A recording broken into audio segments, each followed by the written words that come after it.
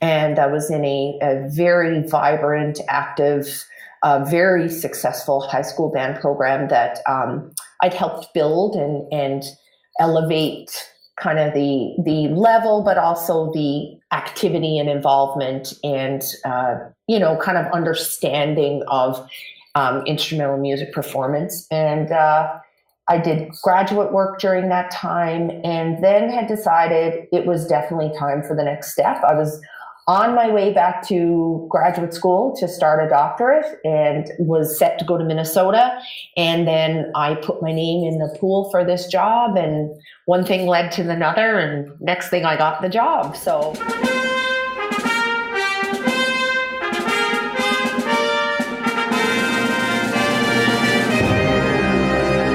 Hello, everyone. Welcome to Everything Band, a podcast that features conversations with composers, conductors, and performers of music for winds and percussion. My name is Mark Connor. I'm a composer and educator, and each week I have the great fortune to speak with and share the stories and wisdom of musicians and leaders in the band community. The Everything Band podcast is a proud member of the Music Teachers Development Podcast Network. The Muted Network provides support in the form of audio on-demand programming designed by and for music educators. You can find more information about our network at mutedpodcasts.com. Before we begin, I'd like to thank all of you for listening. I really appreciate your time and hope that you are finding value from these interviews. I rely on word of mouth and social media to bring the show to new listeners. If you think you know one or two people who might find these interviews useful, please let them know about it. You can also help by following me and sharing posts on Facebook, Instagram, Twitter, and YouTube. Remember, help your students live up to the best that is in them through music. And now on to my next guest, Jacquie Dawson. Hi, Jacquie. Hi, Mark. Thanks for joining me today. Thank you so much for having me. This is a real treat and pleasure. Thank you. So, Jacquie, can you tell the listeners why you're on the show, who you are? So I am a director of bands, assistant professor, director of bands at the University of Manitoba. And you and I, Mark, just met at the Midwest conference in this past December.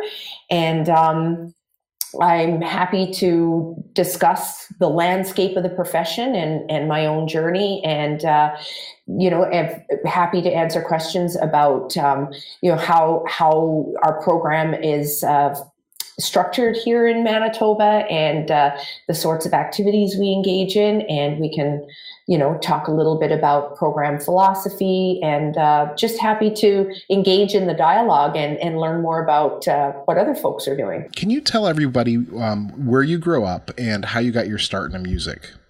Okay. I grew up in St. John's, Newfoundland, which is basically the easternlymost point in Canada, in a smaller city by standards of urban centers. I had the privilege of attending a school that had very, very strong music programs and tradition of music. Started band in grade 5. In my school, we started at that age, and started actually on flute and was terrible, and within a couple of months switched to clarinet, which ended up being a beautiful fit, and took piano lessons. But by late junior high, I knew I wanted to take this clarinet thing more seriously, and studied privately and played in lots of contests and festivals and performances. And I was a little bit of a late bloomer, and at a young age, I was sure I wanted to do music. And then in high school, I went down a different trail for a little while, thinking I was going to do physiotherapy, which was very odd because I'm not a science person at all, and lived that, I lived in that, kind of misled belief, I think, for a little while, until finally in my senior year, grade 12, as we call it here in Canada, just had an epiphany one day right after band class. I was cleaning out my clarinet and just realized, I said, I have to do music. And that's it. I went running into my high school band director, and he called over to the local university and got me a late audition. And it's been history from there. I have no regrets, wouldn't change a thing. All right, Jacquie. So welcome back. We had a little bit of a technical problem, so I'm calling you on the telephone now. We had a little bit of an internet bobble there.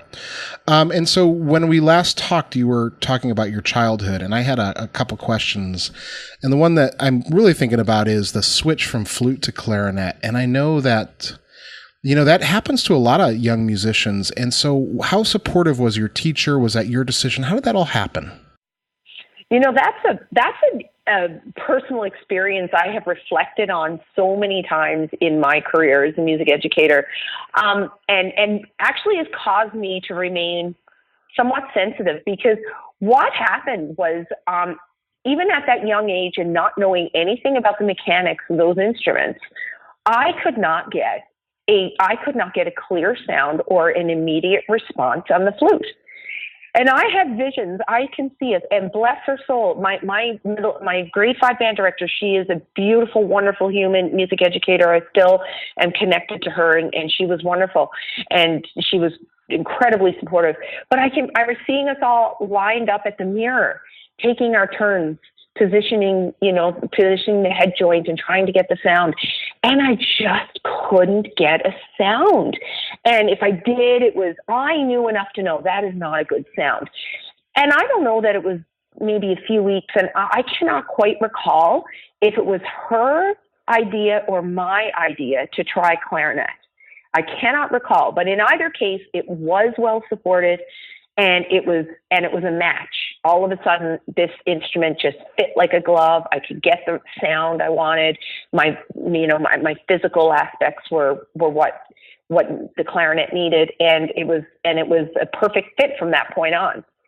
But it does point to that need for two things, and I teach this to my own music ed students, in really being careful and thoughtful, and don't rush the process of instrument selection and instrument appointment. That, you want to really take your time making sure that this is a fit for the child, that they're going to have success, that they're going to feel confident and not insecure, and that you really take the time to look at all of the considerations, both physical, intellectual, and any external factors that really set them up for success. I think that is so important. Yeah, that's an interesting thing, because I teach fourth graders, like I said, and so all of my students are required to take an instrument in fourth grade. And this year I started them out on clarinet, flute, trombone / euphonium for those who struggle with the trombone, and trumpet. And, I can already identify several students who are struggling on various instruments, but who stubbornly chose them. And I also have some students who are discouraged by some instruments. And so now it is the time of year where I'm going to decide on, who should I allow to switch going into fifth grade, and is that right for them? And based on what you're saying to me, it almost sounds like I should be as forgiving as possible with this.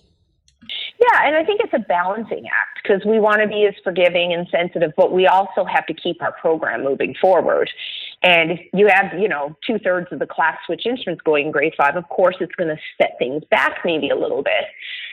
And so I'm sure it's a balancing act. And I think it's also a balancing act in terms of, we want students to stay committed, and we want students to have a little bit of a sense of, okay, once I commit to this instrument, this is the one I need to work on, and not have in the back of their head, oh, well, I can just switch, and I can switch the year after that. Because we want a degree of just long-term commitment instilled in their mind, Yeah, so it is a tough one, but I think it's not uncommon to see students sometimes struggling, and I think it's the severe cases of it are few and far in between. But I wouldn't, because I taught so in much of my career at high school, I would, see students in grade 10 and just so clearly, oh my goodness, this poor kid, should not have ever been on flute. They are just struggling and not something with the teeth or the lips or the whatever. And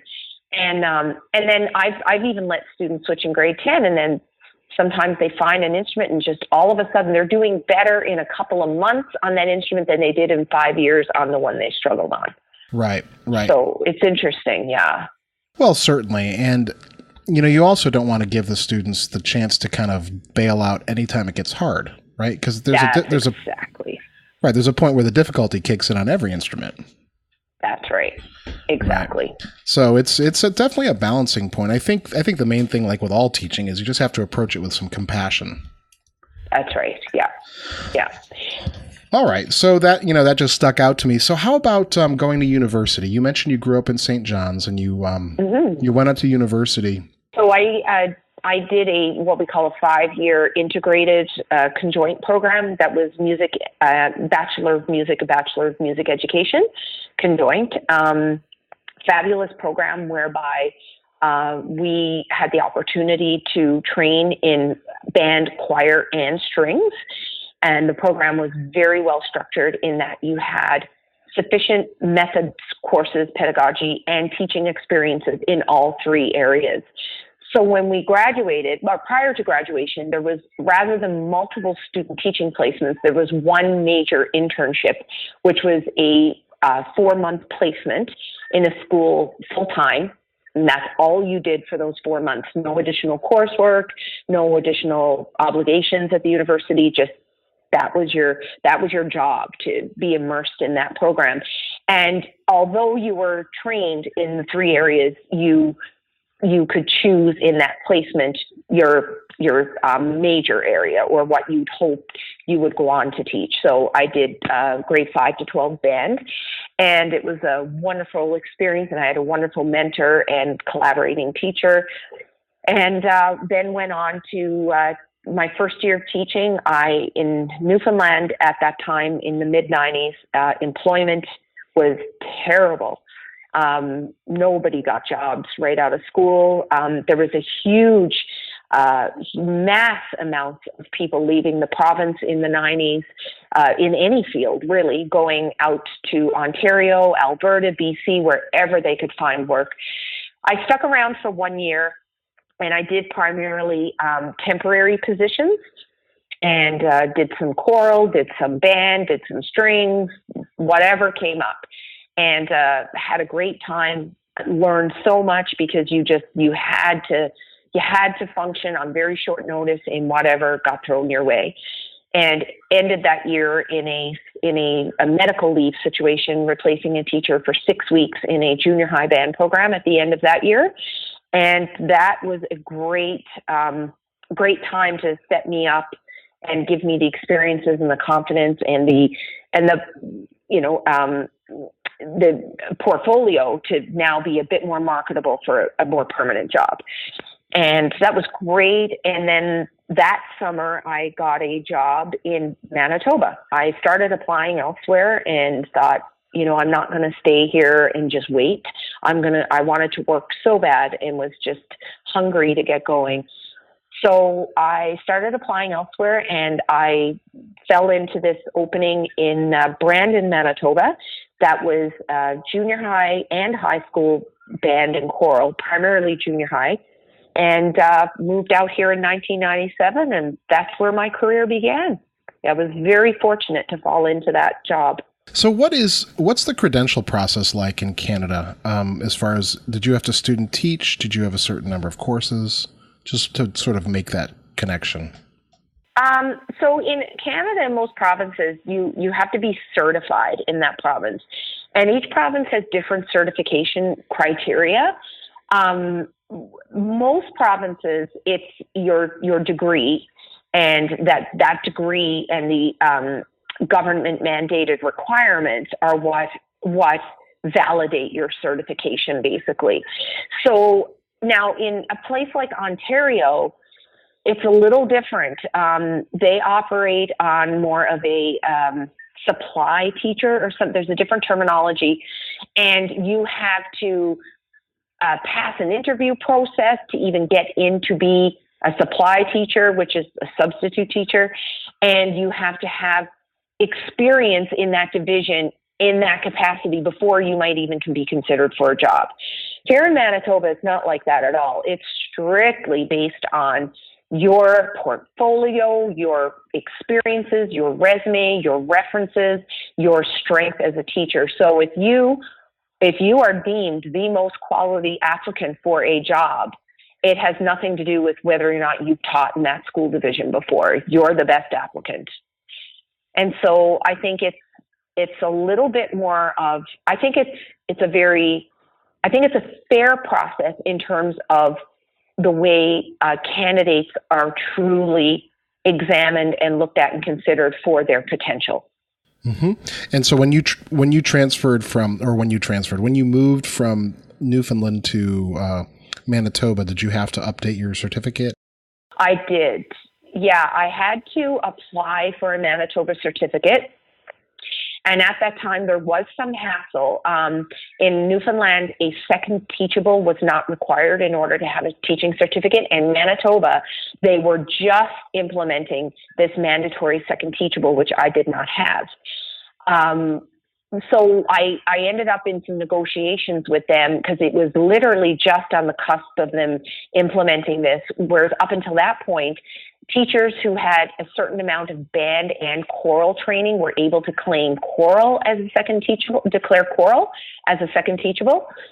And so I argued, or, I presented that case. And fortunately, I was, after many, many months and weeks of negotiation with the Board of Certification, Department of Certification, they let me do that, but that would never be the case now. It's much more rigid now, and the university even has to, we have to gatekeep and ensure that all students now with our degree requirements have to ensure that students have the government mandated requirements. You and I talked before I started to record the interview, and you mentioned that you taught for 20 years. Is that the first, how long were you in Brandon, I guess is what I'm asking? Only 1 year. Only 1 year? Mm-hmm. And what was that? Was that your first full-time teaching job? It was. That was my first. It wasn't quite full-time. It was 0.875. I was teaching junior high band, one of the jazz bands, junior high choir, grade 8 social studies, high school choir, and high school vocal jazz. Wow, that's a lot of stuff for your first year. That's a lot of stuff at a 0.875 for a first-year teacher. Wow. And so how was that year? Because I know that's the first year is the year that most struggle with, or that we struggle with the most as teachers.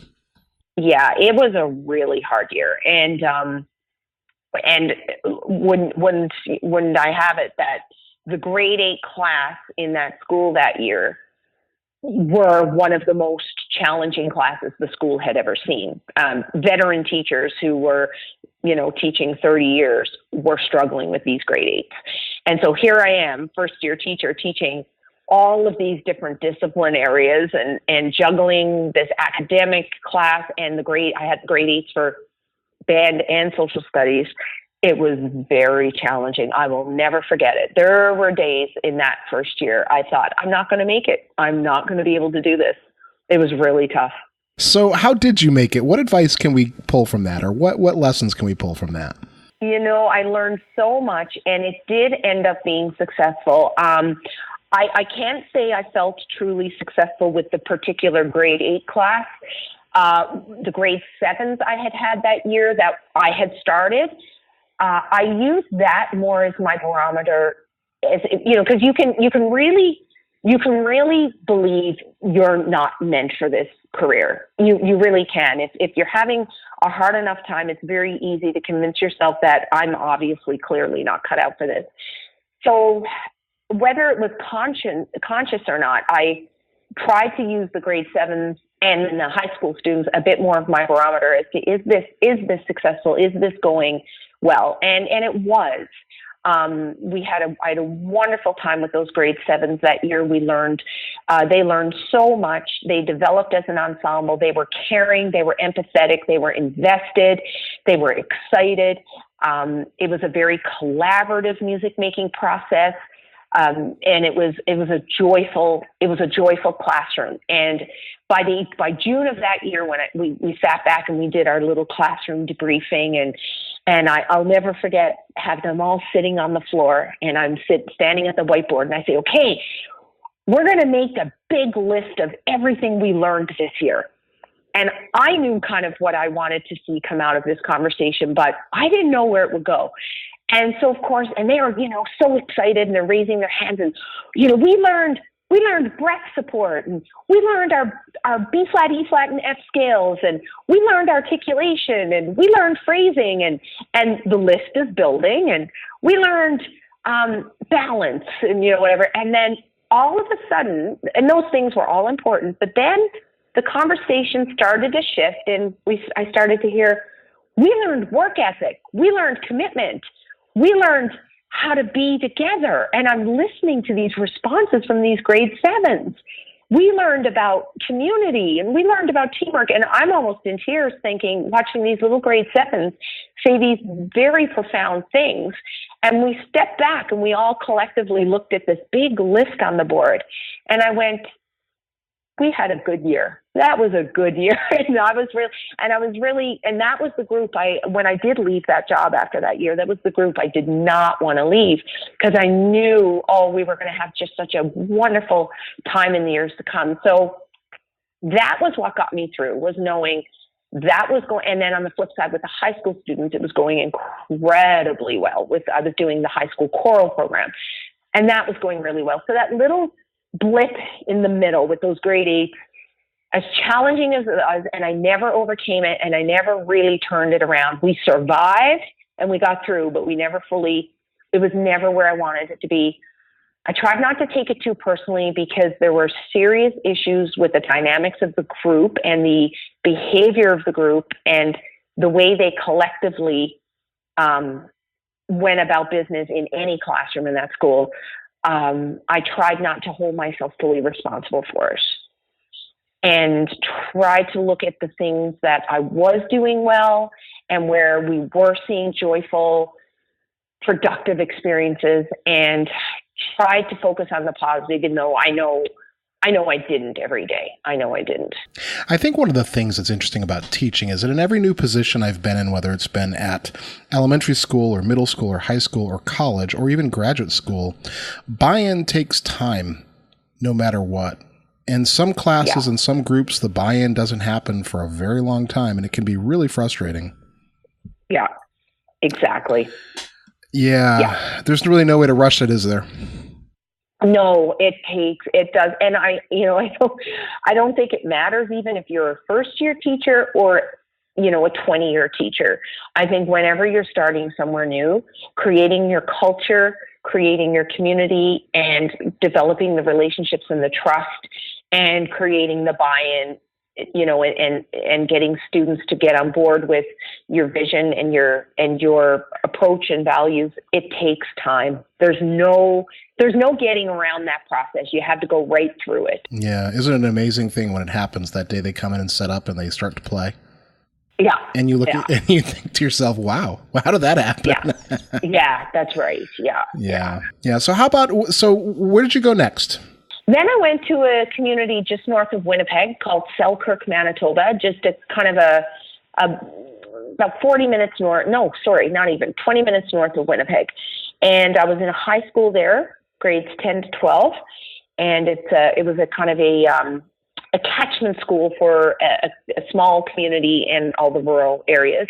And I taught band and choral in that program for 2 years. Very successful time, was second of 2 teachers there, and enjoyed it thoroughly. Great school, great program. But then an opportunity 2 years after that presented itself.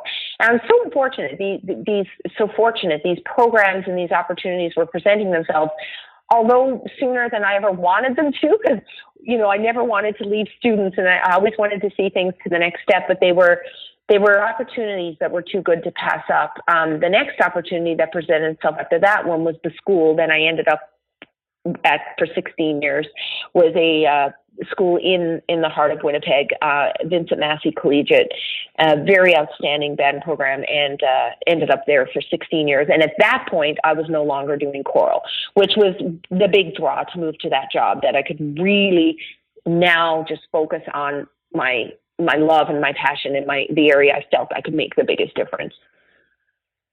Not that I didn't feel I wasn't doing that in choral. I just felt always a little bit torn. Like, even when I went to a conference, I felt torn. It's like, I want to go to this band session, but I want to go to this choral session.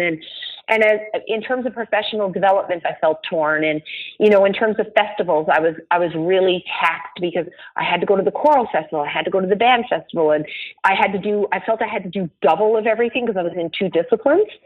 And even after just 2 years, I felt a little burnt out from that, because you were trying to excel at both. But in the end, I felt like I was being a jack of all trades, master of none. And felt it was time to hone in on the one area, and that was the right decision. Yeah. And so you said you taught high school band for 16 years.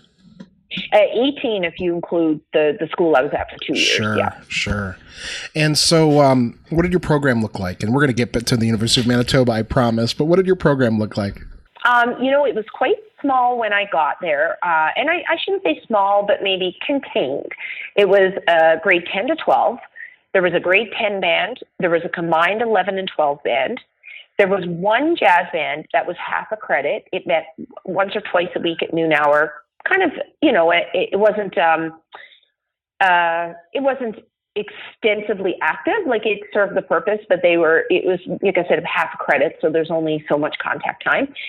There was a wind ensemble for a time, but it had kind of gone a little bit dormant. And by the time I came, I think there was only 20 kids in it, and they were meeting once a week, and they weren't really performing a whole lot or doing much.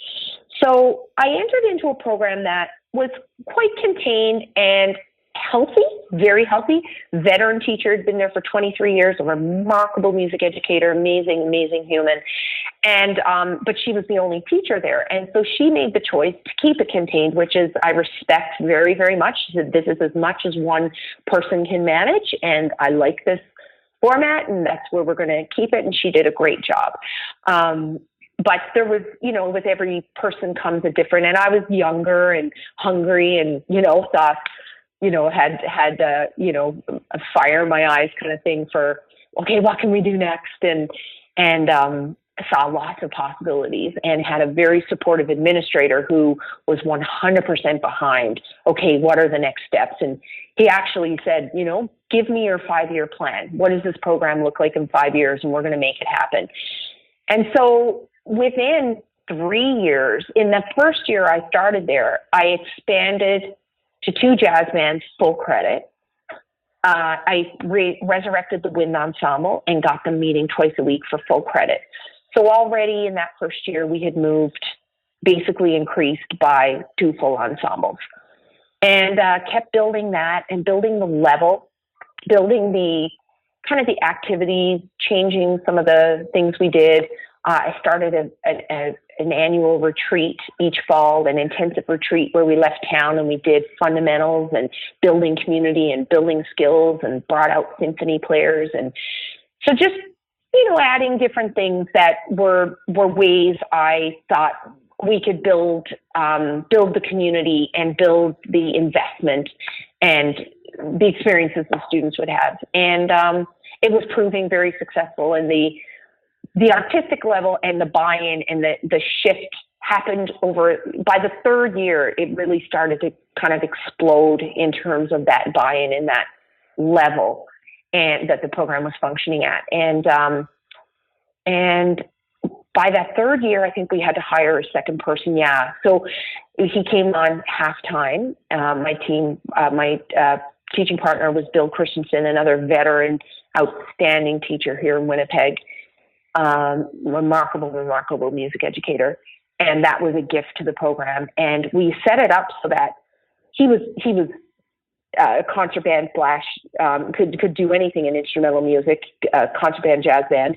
But we decided to set the program up such that he would do most of the jazz and I would do most of the concert band. There was contact crossover with students, but I would look after concert band, wind ensemble. He would look after jazz, and I felt really good about that because I felt like, in my case anyway, I felt like the jazz program was we had gone down to 3 jazz bands. So remember, I started with kind of half a jazz band, and we're now at 3. And I just felt like the program was at that next level, and I didn't feel with my skills and experiences in jazz music education, I had what it took to get them to that next level.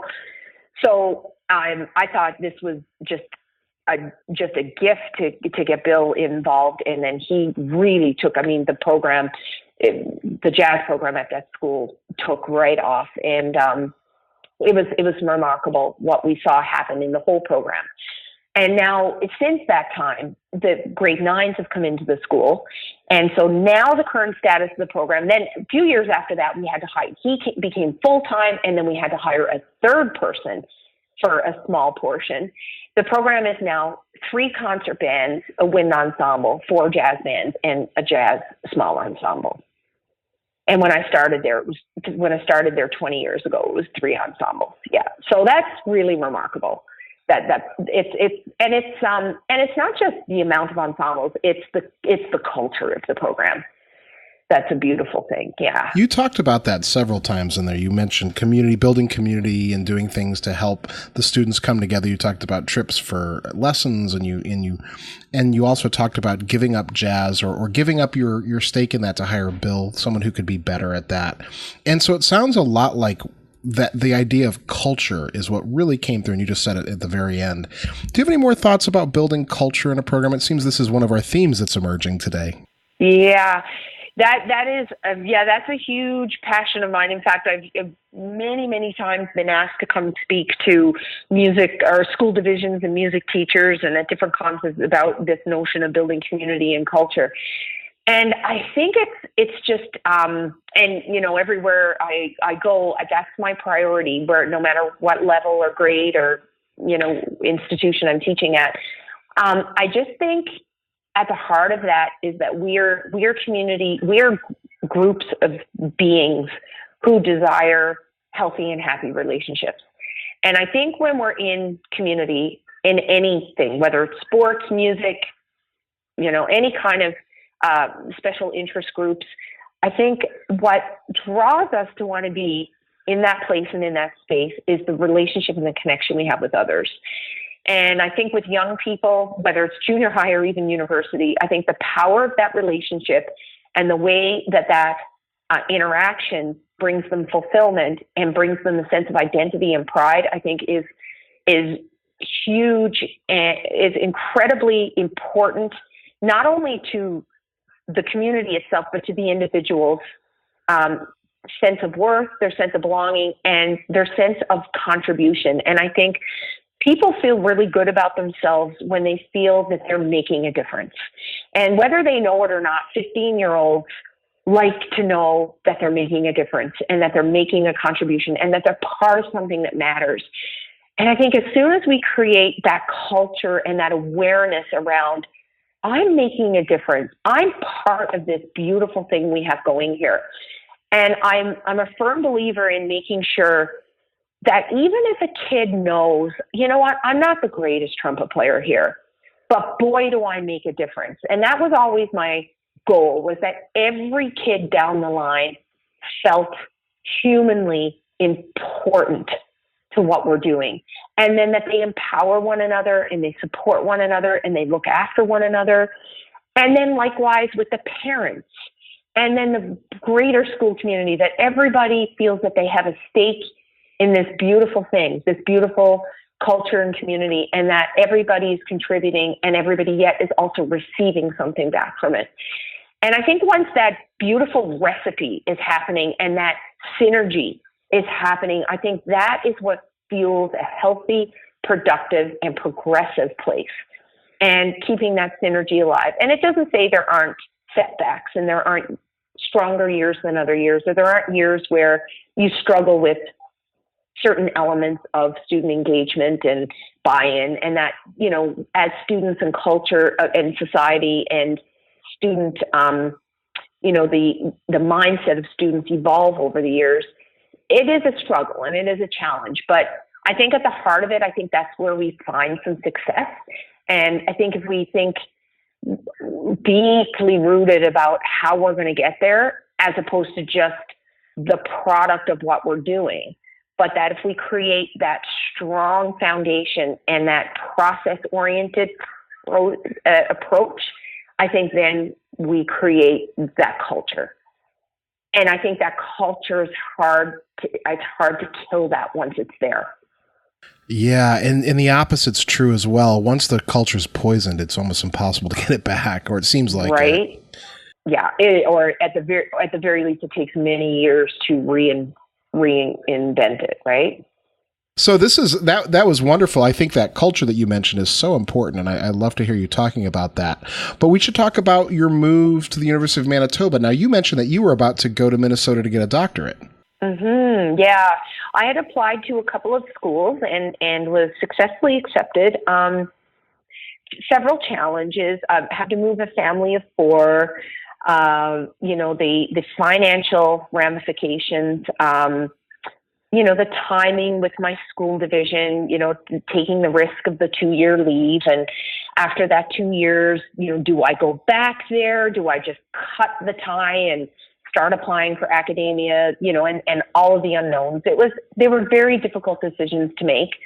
But at the end of it all, had settled on making this move to Minnesota. It would have been a fall 2016 start.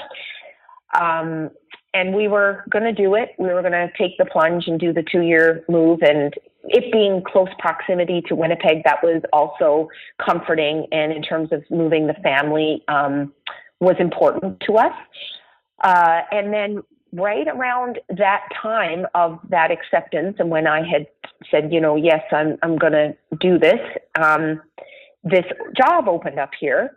And I put an application in and thought, there are definitely weaknesses in my portfolio, not having the terminal degree, but went for a strong audition and interview and put everything I had on the table and went for it hard and made the finals, and then ended up selected for the job. So that I did make that shift.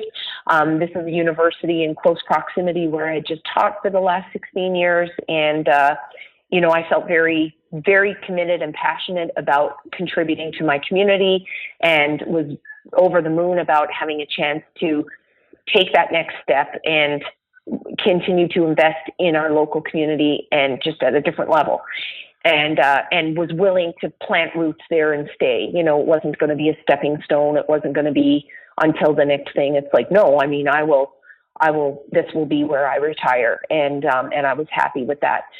There was also a portfolio in this particular job that was somewhat of a director of band / music ed component that I brought an experience to that, because I had done a lot of high-level conducting with my local adult band, the Winnipeg Wind Ensemble, for the past decade. So and my high school program was quite a high level as well. The Wind Ensemble, played at a very, very high level. So it wasn't that I was coming to this job with a lack of high-level conducting and experience on the podium, and then had the music ed piece and the 20 years experience in the classroom that helped contribute to, that would be, an asset to that. So I think that helped a lot, that the job description was quite a split, and that that skill set was a match. But, it came down to having to win the audition. There's just no two ways about it. And so then I had to pull out of my deal with Minnesota, and now I have since started a doctorate in conducting at University of Kansas. So it's back in the mix, but in a different way. Uh-huh. Did you say the University of Kansas? Pardon me? Did you say Kansas? University of Kansas, yeah. Okay. So are you doing that commuting? So what has happened, I'm going to be I did some online stuff with a seminar this year. I'm going to be doing online lessons and seminar all next year. And then the following year doing a 1-year residency. Oh, okay. Wow. That's impressive. So you give me hope, Jackie, based on our early conversation. Yeah. It's a, you know what?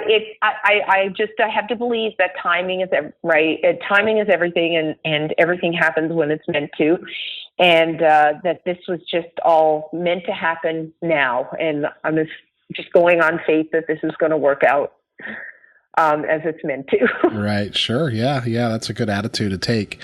So I want to ask you. You mentioned that you did some high-level conducting. How does a young teacher, a young band director, get better at conducting if they only have a junior high or an elementary school, or where are they getting that experience to move up the ranks and to get better? Right.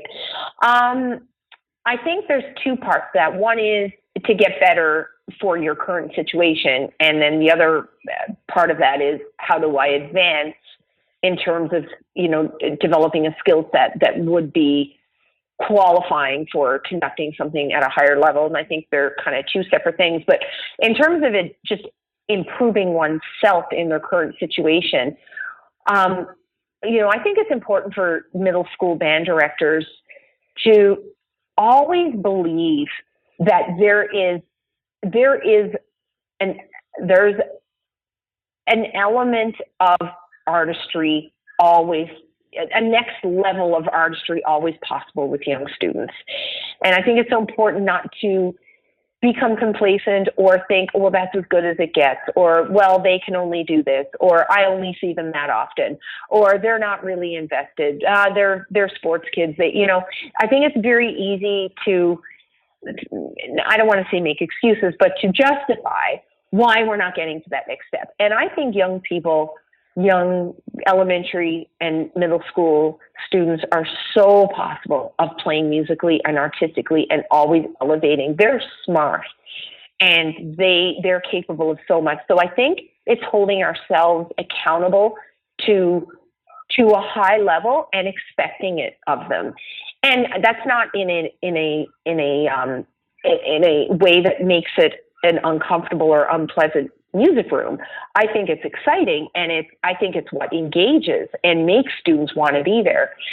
So I think there's the standard, and I think there's also keeping one's own musical skills sharp in terms of, do I score study? Do I take even a level 2 piece and look at it and think, how can I make this sound more colorful or more transparent, or how do I help the students realize the phrasing?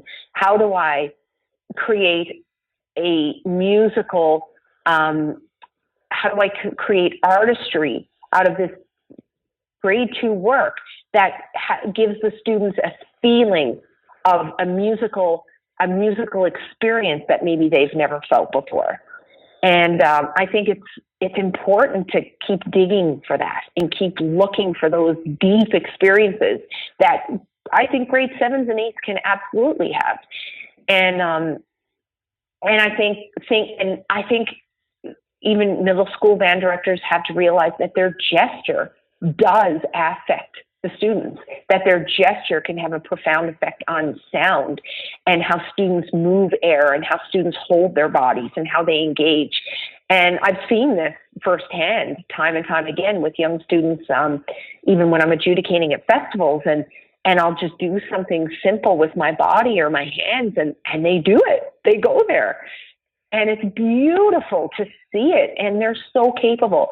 So I think middle school band directors need to perceive themselves as conductors and capable of being great musicians on the podium for their students. Yeah, I think that's really good advice. I didn't mean to put it as if that junior high band directors aren't great conductors. I kind of came out a little bit. No. Because I find myself, even with like 5th graders, trying to draw more out in artistic ways. It's not just beating a pattern, because they don't, even at 5th grade, they don't really need the beat. That's so great. Much, it's the other things that they need. Yeah, exactly. And I think too, a lot of listening. I think a lot of, because I think in middle school and elementary school, unless you continue to listen to models of beautiful music yourself, everybody's busy and everybody has so much to do in a day with their personal and professional lives. And I think it would be very easy to, forget, if you become just immersed in those elementary, junior high sounds all the time, and you don't come out of it and remind yourself of an oral concept.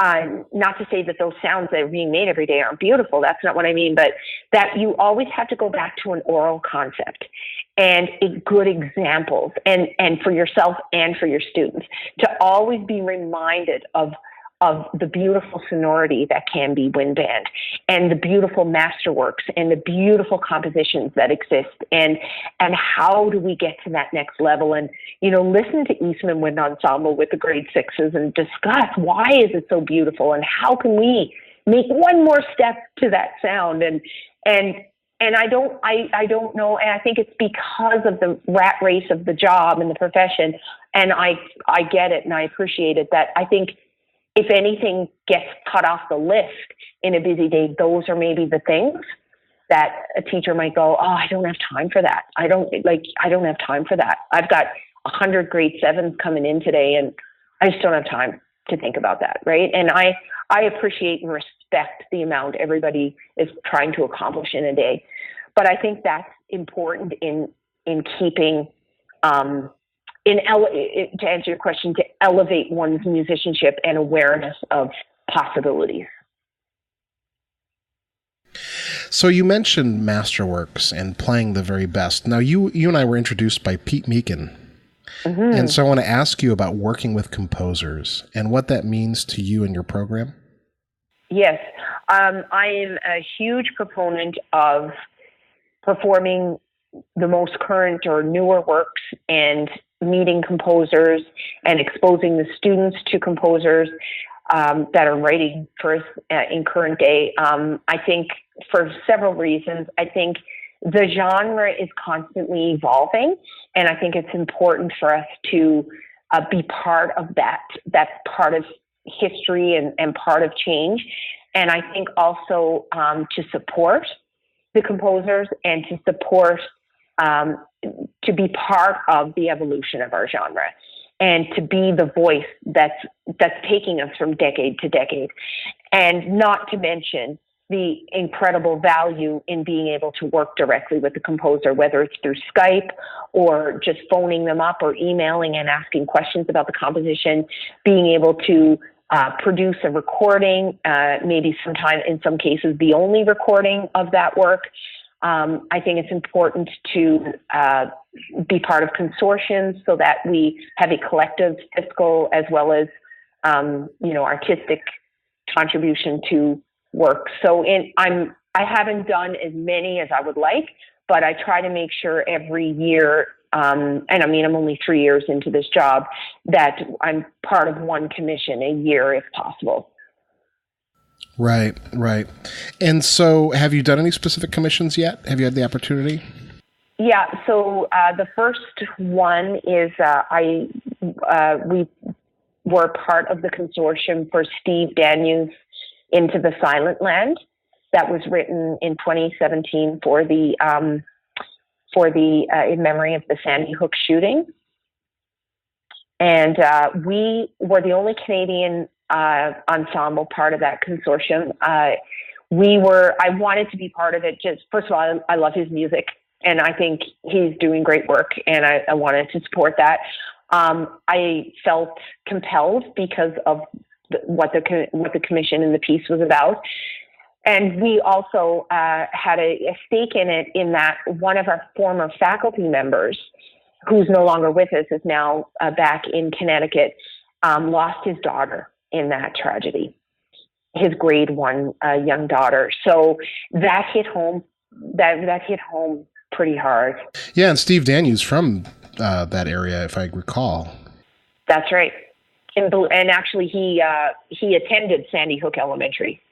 Oh, I didn't realize that. Wow. Yeah. So that was, kind of why I think it was, I don't want to speak for him, but I think it was on his heart to write.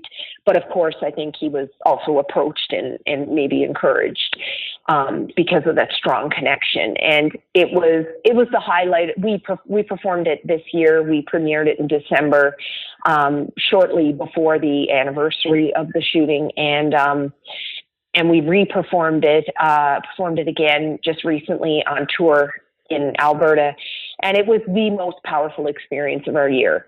Not the most difficult or challenging, it wasn't our biggest, undertaking in terms of the challenge, but it was absolutely the most powerful and probably, I'm sure I can speak for the students, the most memorable thing we did all year. It was really, really, really powerful. I bet. Yeah. I bet. Yeah. So let me ask you about that then. What, the value that we get for our students through commissions or through making connections to music. I had Steve Gleason on the show, who's both a proponent of commissions and also someone who seems to have this ability to really connect students to the emotions and the stories behind the music. Mm-hmm. Do you have any thoughts on how we could do that as teachers? I think that is important from 5th grade right up to working with adults. I think no matter what we're playing, I think the purpose and intent is critical. And, whether it's, playing something with grade sixes where we maybe have to create a story because, it's not really rooted in any kind of specific historical or programmatic context, but we kind of have to create a story. And I think in that, whether it be imagination or whether at a higher level, with young adults discussing some of the world's greatest tragedies and injustices, whatever level of emotional depth we're at, I think that's why we make music, right? Because we have something to say.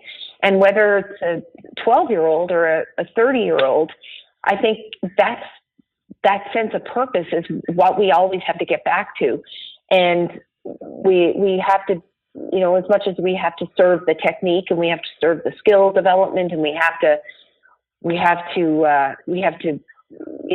rehearse the technique and we have to get through all of that stuff. If at the end of the day, we're not all unified in our purpose and in our statement and in our voice about the message behind the music, I think we're doing a disservice to the music itself and to ourselves as musicians.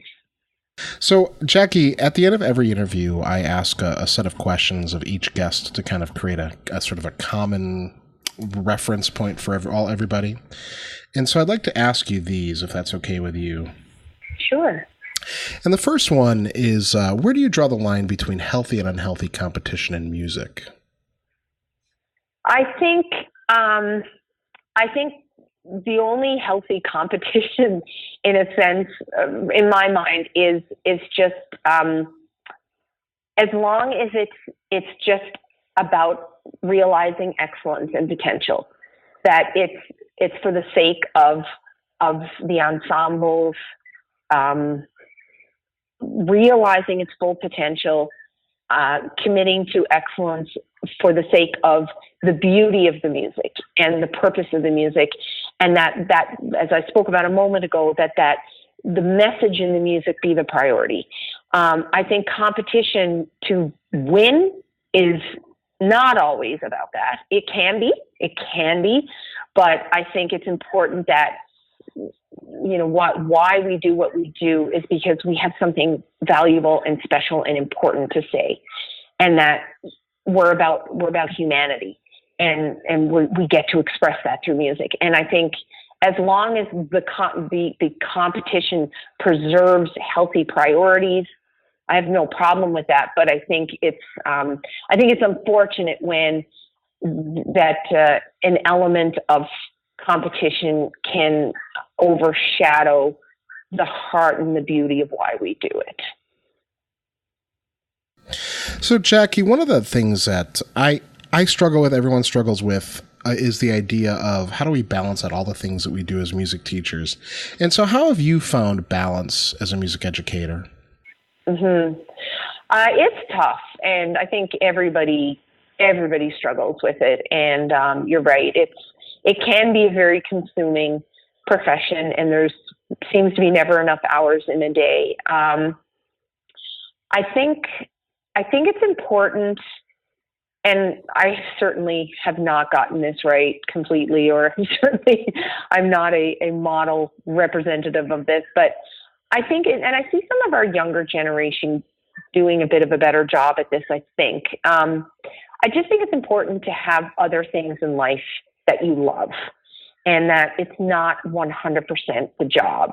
I think you can be really good at your job and give a lot to it and be sharp and be creative and be compassionate and be inspiring and hardworking, but still have other interests and things that give you a diversion and diversity and strength as a human. I think it helps. And I'm not one to say I've modeled that all the time, but that we are diverse in our own interests a little bit, and we have other things that, whether it be things that keep us maintain a healthy lifestyle, or other hobbies, or things we read outside of our profession. But I think that's important. I think it's also important to not take it so seriously that we can't enjoy it. I think a degree of urgency and seriousness and focus is very important, but I think we have to have fun and demonstrate that this is fun and that we all have bad rehearsals and we all have days where we're probably not the most fun in the room, but I think we have to show that there's joy in it and exude and try to maintain that sense of joy in what we do. And I think that joyful approach will keep us healthier and happier longer. What are the challenges facing music education or the band community, and how can we best meet them? So I think one of the challenges I'm seeing and does concern me is students' perceptions of the value of music in their life, whether it's in middle school, high school, or after. And that sometimes, and I think we're seeing this more and more, the emphasis on academia and the emphasis on career-generating courses that one should have, and that there is no money to be made in music. So, Johnny, in grade 10, you're not taking band anymore. You need to take 3 sciences and 4 maths and and 3 English courses because this is what you need to do to secure your post-secondary studies and moving forward your career. So I think that is probably the single most thing that concerns me the most, is how do we continue to advocate and ensure that our parents, our students, our colleagues in education believe and see the value of the arts, and in the case of this discussion, instrumental music education in their overall education and world. And that it doesn't mean they have to become a professional trumpet player, and it doesn't mean they have to become a band teacher or a musicologist. If they do, great, if that's their calling. But how do we advocate and in a healthy way and keep students involved and appreciative of the value of it in their life?